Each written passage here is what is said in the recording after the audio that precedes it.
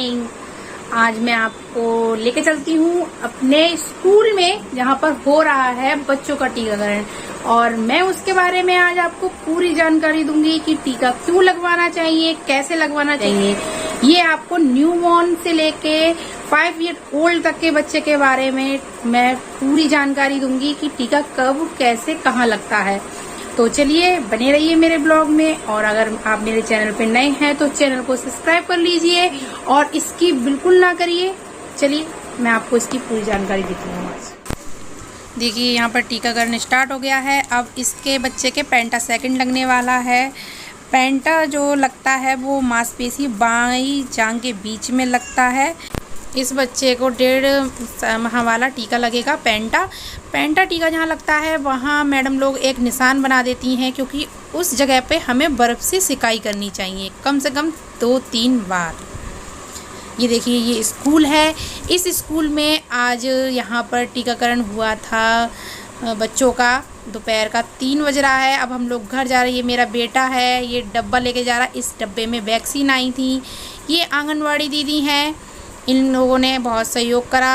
आज मैं आ गई हूँ घर। मैंने आपको बताया था आज मेरा टीकाकरण था, तो मैंने आज वहाँ पर बच्चों के वैक्सीन लगवाई थी। और वैक्सीन लगवाने से क्या फ़ायदे हैं और वैक्सीन हमें क्यों लगवानी चाहिए बच्चों को, इस बारे में जानकारी आप लोगों को होनी चाहिए। हमने आज अपने बच्चों को कौन सी वैक्सीन दिलवाई है और ये वैक्सीन क्या फ़ायदे करेगी, किस रोग से बचाएगी, तो इस चीज़ की भी हमें जानकारी होना बहुत ज़रूरी है। तभी हम इस चीज़ को समझ पाएंगे और इस बात की जानकारी होगी तभी तो हम आगे बढ़कर अपने बच्चे के टीके लगवाएंगे। अगर हमें इस बारे में पता ही नहीं है कि आज हमारे बच्चे को कौन सी वैक्सीन लगी तो हम अगली कौन सी वैक्सीन लगवाने जा रहे हैं, तो इस कोई फ़ायदा नहीं है वैक्सीन लगवाने का। तो मैं आज आपको वैक्सीनों के बारे में बताऊंगी और इनके फ़ायदों के बारे में बताऊंगी कि कौन सी वैक्सीन क्या फ़ायदा करती है और कौन से रोग से बचाती है।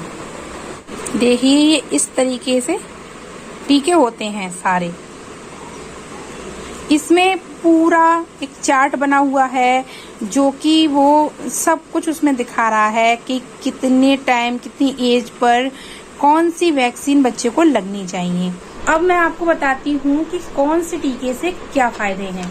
अब हमने बच्चे के तुरंत जन्म के बाद 24 घंटे के अंदर जो 3 टीके लगवाए हैं उनसे हमारे बच्चे को क्या फायदे हैं और वो टीके कौन सी बीमारियों से हमारे बच्चे को बचाएंगे। वो 3 टीके BCG, हेपेटाइटिस B और OPV जो पहली फर्स्ट डोज लगती है बच्चे को, तो वो BCG बचाती है हमारे TB रोग से, और हेपेटाइटिस बचाता है हेपेटाइटिस B के बीमारी से। बीमारी होती है ये पीलिया भी रोग होता है, उसको भी बचाती है हेपेटाइटिस B। बच्चे को तुरंत जन्म के बाद पीलिया होने का खतरा बहुत रहता है, तो ये टीका भी लगवाना चाहिए और सुबह की धूप भी दिखाना चाहिए। अब बारी आई OPV 0 डोज की। ये बचाता है हमारे बच्चे को पोलियो से। अब ये हो गया हमारे जन्म के टीके। 1.5 महीने का हो गया। अब हमें कौन कौन से टीके लगने हैं तो इसकी जानकारी भी आपको होना चाहिए। अब हमारे बच्चे को पेंटा फर्स्ट लगेगा। तो पेंटा फर्स्ट किस बीमारी से बचाता है, तो पेंटा फर्स्ट आपको जान लेना चाहिए। ये कई बीमारियों से बचाता है, तो मैं आपको बता दूं, ये बचाता है काली खांसी से, डिप्टेरिया से, टिटनिस से, हेपेटाइटिस B एवं HIV इन्फेक्शन से बचाता है। और दूसरा टीका आ गया PCV। अब PCV किस चीज से बचाता है, PCV बचाता है निमोनिया से। अब तीसरी डोज आ गई, ये आ गई हमारी IPV। अब IPV किससे बचाता है, IPV बचाता है पोलियो रोग से। अब ये हमारा आ गया रोटा। अब रोटा एक नई ये ड्रॉप है, IPV और रोटा। मुंह में रोटा दिया जाता है 4 बूंद ड्रॉप मुंह में दिया जाता है। रोटा किससे बचाता है, रोटा बचाता है दस्त से।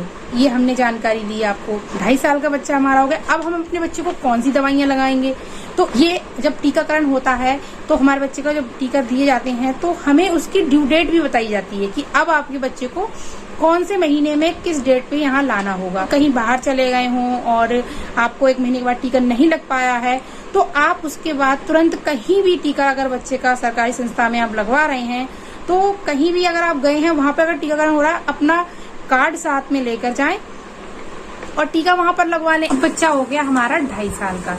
अब हमारे बच्चे को कौन कौन से टीके लगेंगे? अब बच्चे को टीके लगेंगे जो हमने पहले लगवाए थे। पेंटा फर्स्ट लगा था, उसकी सेकंड डोज लगेगी। पेंटा सेकंड लगेगा और ओपीवी सेकंड डोज पिलाई जाएगी और रोटा पिलाई जाएगी। और उसके बाद कोई भी वैक्सीन या कोई भी दवाई नहीं पिलाई जाएगी। बस ये 3 ही चीजें सेकंड में दी जाती हैं। फिर बच्चा हो गया 3.5 माह का। अब हम इसको क्या क्या लगवाएंगे?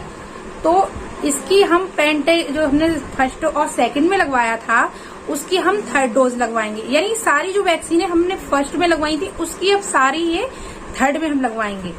रोटा हो गया, ओपीवी हो गई, पीसीवी हो गई, आईपीवी हो गई, ये तीनों चारों की हम थर्ड डोज लगवाएंगे। ये हो गया हमारा 3.5 माह का। अब बच्चा हो चुका है 9 माह का, तो अब क्या लगेगा? अब जेई फर्स्ट, एमआर भी बोलते हैं मिजिल्स को, एमआर फर्स्ट और जेई फर्स्ट, ये दिमागी बुखार से बच्चे को बचाती हैं। तो अब बच्चा हो गया हमारा 1.5 साल का। अब 1.5 साल पे हम अपने बच्चे को कौन कौन से टीके लगवाएंगे? तो जो हमने मिजिल्स फर्स्ट और जेई फर्स्ट लगवाए थे, तो अब इन्हीं टीकों की सेकंड डोज लगेगी। मिजिल्स सेकंड और जेई सेकंड, और इसके साथ ही सेकंड में एक टीका और लगता है। इसके साथ ओपीवी जो हमने पिलवाई थी अपने बच्चे को फर्स्ट, सेकंड और थर्ड में, ओपीवी जो हमने पिलवाई थी, तो वो उसी की ये फिर बूस्टर डोज, थर्ड नहीं बूस्टर डोज, इसको हम अपने बच्चे को पिलवाएंगे। अब और क्या है उसमें लगता है? टीपीडी बूस्टर, टीपीडी बूस्टर भी बच्चे को लगता है। हमारा पूरा ही समझ लो 1.5 साल का पूरा हो चुका। अब हम इसके बाद बच्चे को कोई टीका नहीं लगवाएंगे। 2 साल पे, 3 साल पे कोई भी टीका नहीं लगवाएंगे। जब बच्चा 5 साल का हो जाएगा तब हम इसको 5वीं साल पूरी होने के बाद, 5 साल जब बच्चा पूरा हो जाएगा तब हम टीका लगवाएंगे डीपीडी बूस्टर का। ठीक है, बच्चा हमारा 5 साल का पूरा हो चुका है, सारी डोजें ले चुका है 5 साल तक। मैं आज आपको ये टीकाकरण की जो भी सारणी है उसके बारे में मैंने, जो मुझे आता है वो मैंने आपको समझाया। और इस टीकाकरण से संबंधित अगर आपको कुछ मुझसे पूछना हो तो आप मुझसे कमेंट करके पूछ सकते हैं। टीकाकरण जो भी ये सारणी है उनको पूरा करिए, बिल्कुल भी अनदेखा ना करिए। टाइम से अपने बच्चे को सारे टीके लगवाइए। समझती हूँ हर पेरेंट्स को ये सारी चीजें होना चाहिए, समझ आना चाहिए कि हम अपने बच्चे को कौन सी दवाई लगवा रहे हैं। ऐसा नहीं है कि ये काम इन लोगों का है यही करेंगे, नहीं, आपको भी इस चीज को ध्यान में रखना है कि हम अपने बच्चे को कौन सा टीका लगवा रहे हैं। तभी तो आप समझेंगे, तभी तो आप किसी और को भी समझा पाएंगे। तो आज का ब्लॉग मैं यहीं पे समाप्त करती हूँ। Bye bye.